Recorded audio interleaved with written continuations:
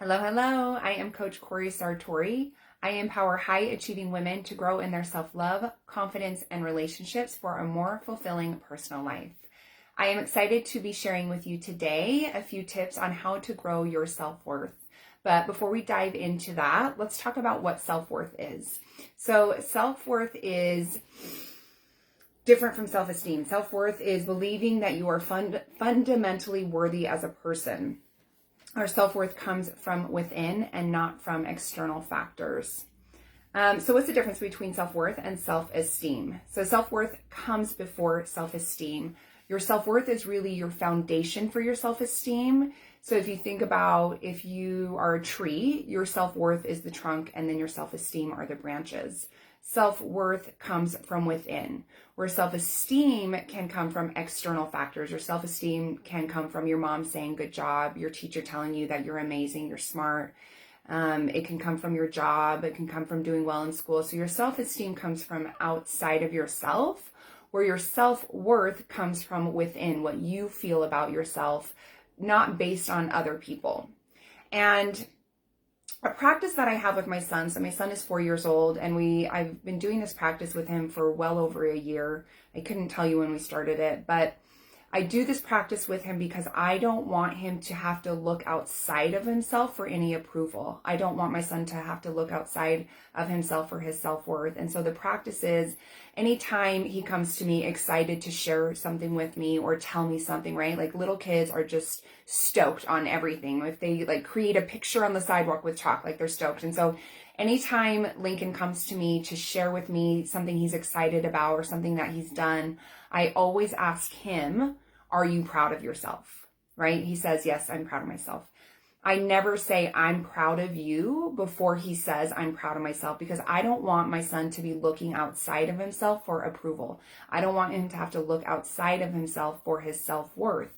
And so the practice with him is, are you proud of yourself? And if he's like, yes, I'm proud of myself, I'm like, babe, that's awesome. I'm so proud of you too. But I never want him to think that I need to be approving of him or that he needs to look for approval outside of himself, right? I want him to find that self-worth within. And so self-worth comes from within. And that's the difference between self-worth and self-esteem is our self-esteem often comes from external factors or what people think of us, the accomplishments we've had. And our self-worth is just really inside of ourselves. It's your value within. So how do you know if you're lacking self-worth? So I'm going to just quickly share with you some bullet points of some things to think about so you can identify if you are lacking self-worth. And so these are some things that think about if this comes up for you, if this resonates with you, if you feel like in your gut, like, oh, then you might be lacking a self-worth. So if you lack self-worth, you struggle to set strong personal boundaries. If you lack self-worth, you suffer from constant self-doubt. You struggle to believe that anyone can really love you. You maybe can't accept compliments without feeling embarrassed or skeptical. You may be lacking self-worth if you value other people's opinions more than your own. And you may be lacking self-worth if you let others mistreat you or abuse you or walk all over you. So if any of those resonated with you, maybe you need to start working on your self-worth. And we develop a low self-worth for two reasons. And those reasons are from childhood trauma or our core wounds. And then the other one is we have low self-worth because we're using it to protect ourselves from things that we fear. And so I want to share with you 5 actions that you can take that will help you start to build your self-worth. So if you feel like you are lacking self-worth, right, it's different from self-esteem, because people that have self-esteem doesn't necessarily mean that they have self-worth. So when I say that, what I mean, like, think about a narcissist, right? They think they're the best. They think they're awesome, but really internally, they don't love themselves, right? And so they don't necessarily have self-worth. They have self-esteem. So they're different things. And self-worth is just really that foundation for your self-confidence, your self-love, your self-esteem, right? All those words are so similar. They all have different meanings, but at the foundation, at the root is your self-worth. And so that's why I want to offer you 5 actions today that you can start to take to help you start to grow your self-worth. And so the first thing that I'm going to offer you today is to stop comparing yourself to others. And if you've been following me for a while, I'm sure you've heard me say this: comparison kills joy. So if you are someone where you're finding that you're comparing yourself to others, you may be lacking in self-love. And so there's so many different ways to stop comparing yourself. I don't know if you guys, I have a 4-year-old, so I watch Disney stuff all the time. And there's this show called Bluey. And I just watched an episode with Lincoln the other day where the mom is telling Bluey to run your own race, right? Like, stop comparing yourself to other people and just run your own race. But in our society now, we compare ourselves all the time to people on social media, or maybe people in our lives, or people on TV, or people in magazines, and we're comparing. And this showed up for me in the last probably month or two, right? I am an entrepreneur. I've been building my business. I am a goal getter. And I was following this woman who is a coach, and she makes like $100,000 a month. And I'm not anywhere near that, right? But in that moment, I would follow her. I was in her group, and I would see her stories, or I would see an ad or something that she's posted in the group, and it would make me start having self-doubt, self-worth issues, right? I was like, oh my gosh, I'm not good enough. I can't do it. And so I just had to stop. I left her group. I stopped following her, not because she wasn't inspirational or awesome, but because it made me compare myself. And then my self-worth started to take a hit. My self-doubt came up, fear came up for me. And so I knew in that moment that I just needed to stop following this person. So I would stop comparing myself because it wasn't serving me.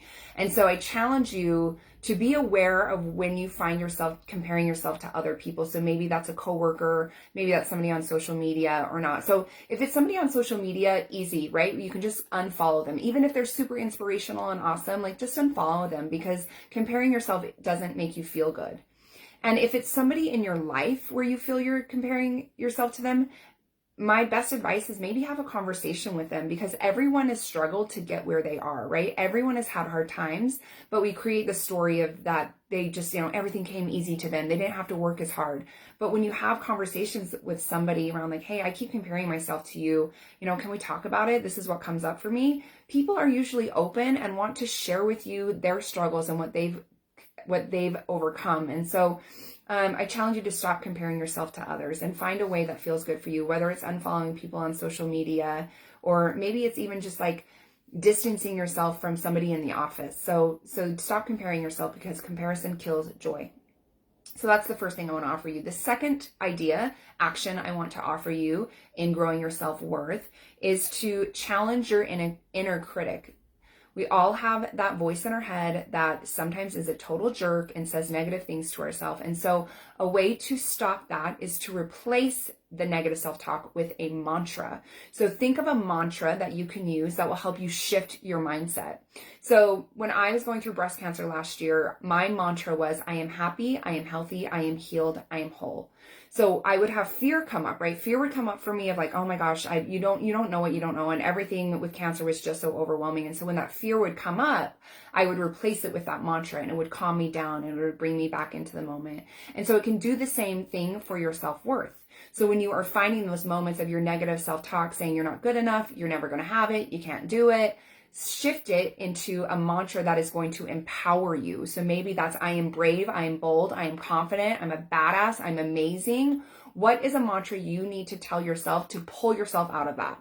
And I think just being aware of it when you hear that negative self-talk and shutting it down, right? Anytime I have negative self-talk come up in my head, I literally say out loud, I'm like, stop. And then I will start repeating a mantra that I need to hear in that moment. I am confident. I am powerful. I'm a goal getter. I've got this, right? Like whatever you need to tell yourself. So replace your negative self-talk, your inner critic, with a mantra. So that's the second thing I'm going to offer you. The third thing that I want to share with you and how to grow your self-worth is to stop being a people pleaser and start taking care of yourself. So many of the clients I work with are people pleasers. They are always putting other people's needs before themselves. They just are so worried about saying no to somebody because they're worried about what that other person will think, say, feel. But at the end of the day, you are the most valuable person in your life. You are the most important person in your life. And so you need to put yourself first. So I challenge you, if you are a people pleaser, start saying no and start taking care of you. So when people are trying to pull you, out of balance, you need to say no and do for you. So what does that look like for you? What is some self-care actions you can take on? Everybody's different. Sometimes it's just being still in silence. Some people want to go do a massage or a pedicure. Some people journal. But what is a self-care action you can do for yourself? Stop being a people pleaser and start putting yourself first. The fourth thing that I want to offer you in building your self-worth is to start a journaling practice. And journaling is something I offer to every single one of my clients, daily journaling, because when you journal, it helps you build self-awareness. And so my clients, they get a list of questions. But if you are wanting to grow your self-worth, here are some questions that you can ask yourself while you're journaling. So you can ask yourself questions like, who am I and who am I not? What does self-worth mean to me? What false ideas have been taught to me about myself? So there's so many different questions you can ask yourself in your journaling, but I challenge you to journal because it helps you build self-awareness.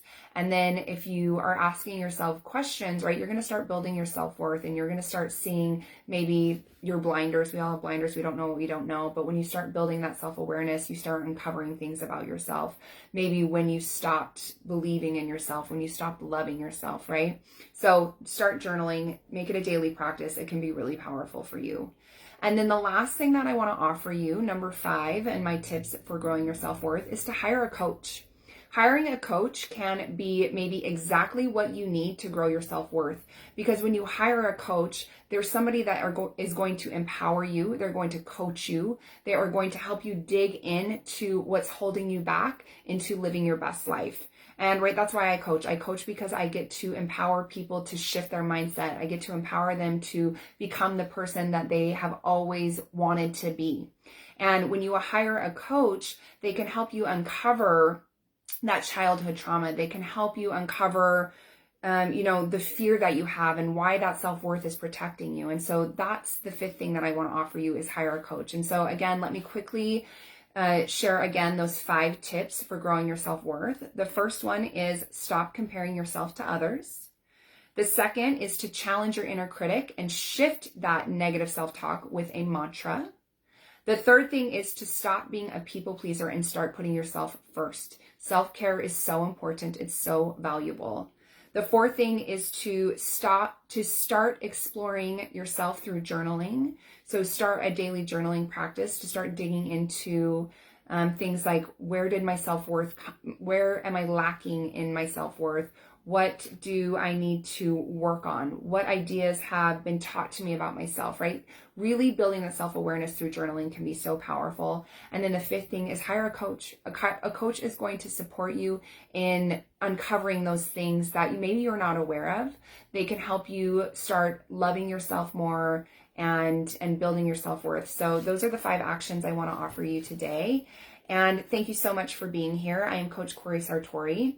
I have opened up a 2nd spot in my one-on-one coaching this month. So I had 4 spots originally, and now I have 2 spots left.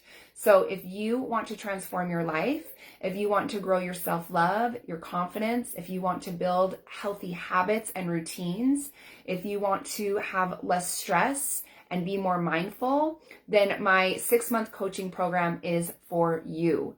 So go ahead and send me a DM right now that says program and we will get connected. And I look forward to supporting you and growing into the best version of you. Thank you for showing up. Thank you for being you. And I look forward to connecting soon.